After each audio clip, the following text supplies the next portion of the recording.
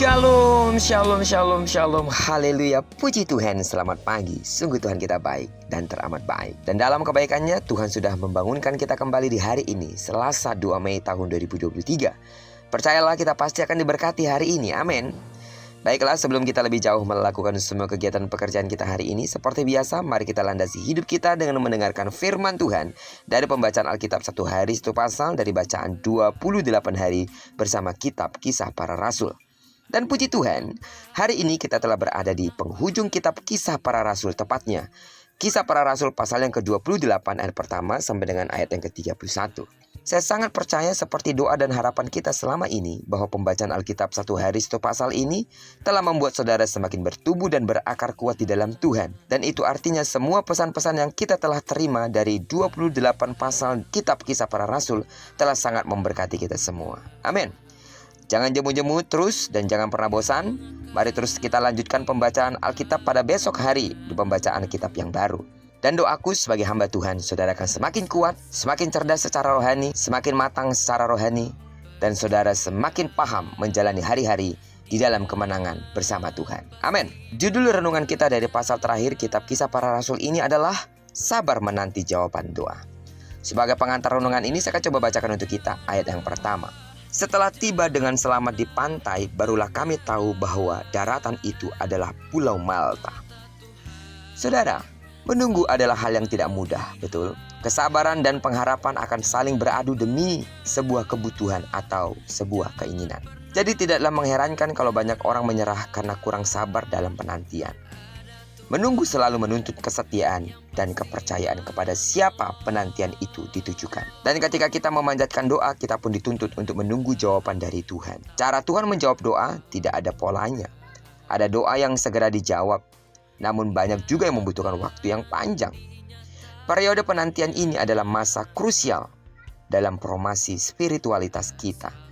Ada orang yang sabar menanti karena percaya bahwa Tuhan pasti selalu bersama anak-anaknya. Akan tetapi, tidak jarang orang menjadi gegabah dan mulai mempertanyakan kebijakan-kebijakan Tuhan dengan berkata, "Tuhan, apakah benar Engkau sanggup menjawab doaku?" Dalam perjalanan menuju Roma, Paulus menghadapi banyak tantangan dan kesulitan. Pertama, ia berstatus sebagai tawanan. Yang kedua, selama perjalanan bahaya selalu mengintai. Kapal diombang-ambingkan badai dan sampai akhirnya rusak. Ia terancam dibunuh. Bahkan ia pernah dipagut ular, serta 3 bulan terdampar di Pulau Malta. Akhirnya Paulus berjumpa dengan jemaat di Puteoli dan Roma. Hatinya sangat bersyukur, terhibur dan semakin dikuatkan karena pertemuan ini. Peristiwa ini adalah jawaban dari doa Paulus. Ia pernah memohon kepada Allah agar bisa mengunjungi jemaat di Roma. Cara Tuhan menjawab doa Paulus begitu rumit dan berliku-liku. Ia pernah memohon kepada Allah agar bisa mengunjungi jemaat di Roma. Roma pasal pertama ayat 10 sampai dengan ayat yang ke-11. Cara Tuhan menjawab doa Paulus begitu rumit dan berliku-liku. Namun kita dapat belajar dari Paulus tentang kesetiaan dalam menjalani proses. Ia bergulat dengan getirnya kenyataan dengan sabar dan tekun. Lidahnya tidak pernah melontarkan nada protes kepada Allah. Karakter seperti ini bisa muncul karena kesatuan utuh antara Paulus dengan Tuhan. Dalam segala pergolakan dan pergumulan batinnya, Paulus yakin bahwa Tuhan tidak pernah tidur. Karena itu, lewat perenungan kita di akhir pasal Kisah Para Rasul ini, mari kita setia dalam tiap penantian. Sidang jemaat Tuhan, jangan pernah ragu akan doa-doamu. Jangan pernah pertanyakan kapan Tuhan akan menjawab doamu. Percayalah, jika kita setia dalam prosesnya Tuhan tidak pernah terlambat, pun tidak terlalu cepat. Yang dibutuhkan hanyalah ketahanan kita untuk bertahan. Kuat-kuatkan hatimu, sabar menanti Tuhan. Dia pasti muncul sepasti fajar yang bersinar setiap hari. Janjinya ya dan amin. Kuasanya tidak pernah berubah. Dulu, sekarang, dan selama-lamanya. Apapun yang sedang engkau doakan sampai saat ini, percayalah, Tuhan mendengar dan Tuhan akan menjawab sesuai dengan kasih karunia-Nya tepat pada waktunya. Terpujilah nama Tuhan.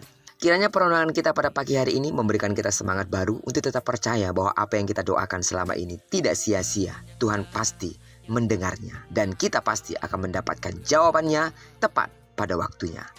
Diberkatilah kita di sepanjang hari ini, digenapi firman yang telah berjanji bahwa apa yang dikerjakan tangan kanan dan tangan kiri kita dibuatnya berhasil. Amin. Kemanapun kaki kanan dan kaki kiri kita melangkah, di sana pasti kemuliaan Tuhan akan dinyatakan.